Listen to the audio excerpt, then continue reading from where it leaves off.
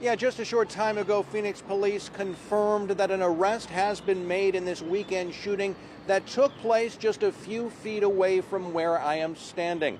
The man in custody, 22-year-old Keon Joubert. He is now facing an assortment of criminal charges and is now in police custody. It all stems from the shooting in downtown Phoenix, which took place early Sunday morning that sent 4 people to the hospital. One of the victims is in critical condition. It is still unclear tonight what prompted the shooting and whether any of the victims were targeted.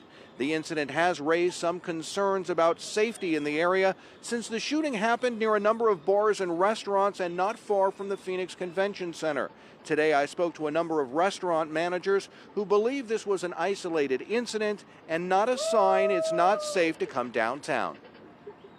Downtown is lively, it's fun, people come here all the time, day and night. That was definitely an exception. People should not be afraid to come to downtown.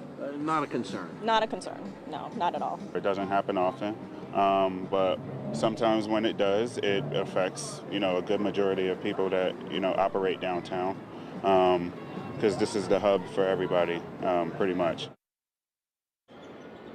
We dug up some crime stats for downtown Phoenix from 3rd Street to 3rd Avenue and Van Buren to Washington, and this is what we found.